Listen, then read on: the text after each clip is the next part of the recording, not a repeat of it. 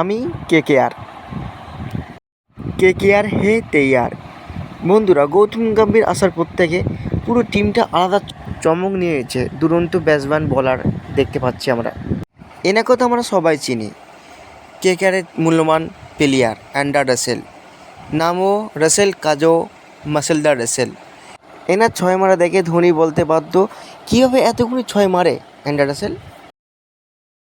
কেকেআরে আরেকটি মূল্যবান প্লেয়ার সুনীল নারায়ণ। গৌতম গম্ভীর আসার পর থেকে আলাদা চমক দেখছি সুনীল নারায়ণের ব্যাটিংয়ের।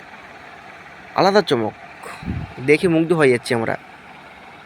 এনাকে আমরা খুব ভালো কম বেশি চিনি। মিচেল স্টার, আইপিএলের সবথেকে দামি প্লেয়ার মিচেল স্টার। 25 কোটি রুপি টাকায় কেনা হয়েছে ওনাকে। সেরকম ভালো ব্যাটিং বলারে খাস দেখতে পাচ্ছি না আমরা। রিঙ্কু সিং, ধোনির পরে যদি কেউ আসে সে হচ্ছে রিঙ্কু। ইন্ডিয়ার নাম্বার 1 বর্তমানে প্লেয়ার, কেকেআর হয়ে খেলছে। ভালো ব্যাটিংয়েও কাজ করে দেখিয়েছে 2022-23-এ। তো 2024 পর্যন্ত এখন সেরকম আইপিএলে কিছু খাস দেখতে পাচ্ছি না আমরা। দেখতে পাবো কী করে।